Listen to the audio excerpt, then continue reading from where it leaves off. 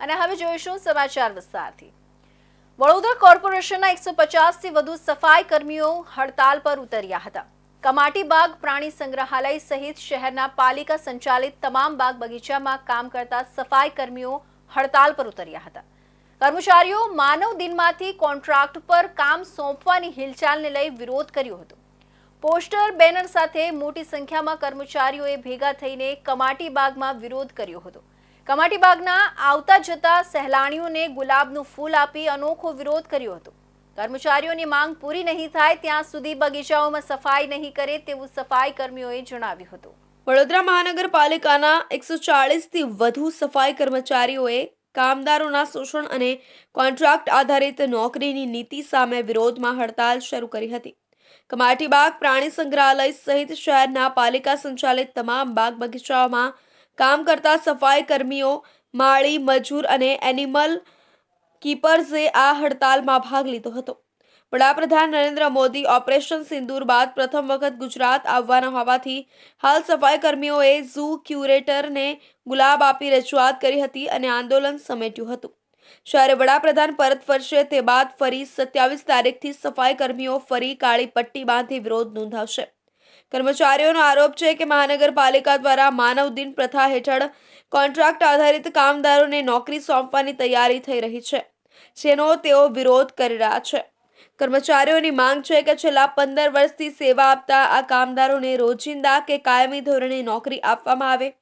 કમાટી બાગમાં કર્મચારીઓએ પોસ્ટર બેનરો સાથે વિરોધ પ્રદર્શન કર્યું હતું। અનોખા અંદાજમાં તેઓએ કમાટી બાગમાં આવતા જતા સહેલાણીઓને ગુલાબનું ફૂલ આપી પોતાનો વિરોધ નોંધાવ્યો હતો। કર્મચારીઓએ કામદારોનું શોષણ બંધ કરો ના નારા લગાવ્યા અને જણાવ્યું કે જ્યાં સુધી તેમની માંગણીઓ પૂરી નહીં થાય ત્યાં સુધી બગીચાઓમાં સફાઈ કામગીરી બંધ રહેશે। આ કર્મચારી બધા સેજી ગાર્ડનના કર્મચારી છે બધા, અને એમાં માળી મજૂર અને એનિમલ કીપર આ તમામ કર્મચારી છે, જેઓએ આજે વિરોધ પ્રદર્શન એવો કર્યો છે કે માન્ય અધિકારીઓને ગુલાબ આપીશું, એમના જોઈ રહ્યા છે કઈ પ્રકારના બધા કામ કરી રહ્યા છે, જોખમી કામ કરી રહ્યા છે। આજે એમનું ભવિષ્યને બદલે એમનું અહિત કરવા માટે કોન્ટ્રાક્ટ લાવવાની પાટણકર અને માનવ મહેતા જે છે એ કર્મચારીનું અહિત કરવા માટે એક 17 તારીખે મિટિંગ કરી કે કોન્ટ્રાક્ટ લાવીશું, પણ અમે એનો સખત વિરોધ સફાઈ કામદાર સંઘર્ષ સમિતિ તરફથી અમે વિરોધ કરીએ છીએ અને એનો સખતમાં સખત વિરોધ કરીએ છીએ।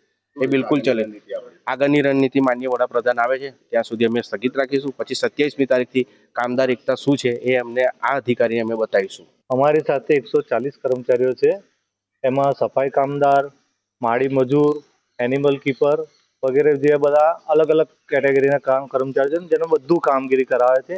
છેલ્લા 15 વર્ષથી એ લોકો નોકરી કરે છે અને એ લોકોનું રોજિંદારી પરિવર્તન કરવાના બદલે એ લોકોના આવે જે અહીંયા પાટેકર સાહેબ છે અને માનવ મહેતા સાહેબ છે, એ લોકો પોતાનું ઘર ચાલે અને પોતાના ખિસ્સા ભરાય એ રીતે આ લોકોને કોન્ટ્રાક્ટ લાવવાની વાત ચાલી રહી છે।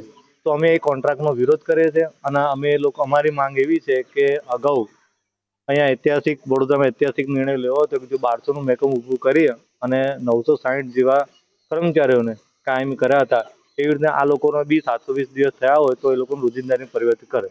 કર્મચારીએ જણાવ્યું, અમારી સાથે 140 કામદારો છે, જેમાં સફાઈ કર્મચારી, માળી મજૂર અને એનિમલ કીપર્સ જેવી વિવિધ કેટેગરીના કામદારોનો સમાવેશ થાય છે। અમને આ બધા પ્રકારના કામ કરાવવામાં આવે છે। છેલ્લા 15 વર્ષથી અમે નોકરી કરીએ છીએ, પરંતુ અમને કાયમી કરવાને બદલે અધિકારીઓ કોન્ટ્રાક્ટ લાવીને પોતાના ખિસ્સા ભરવાની તૈયારી કરી રહ્યા છે। અમે આનો સખત વિરોધ કરીએ છીએ। તેઓનું કહેવું છે કે વડાપ્રધાન નરેન્દ્ર મોદી આવી રહ્યા છે, તેઓનું માન જળવાય તે માટે અમે આંદોલન સમેટીએ છીએ, પરંતુ આગામી 27 તારીખે વડાપ્રધાન જાય બાદમાં ફરી કાળી પટ્ટી ધારણ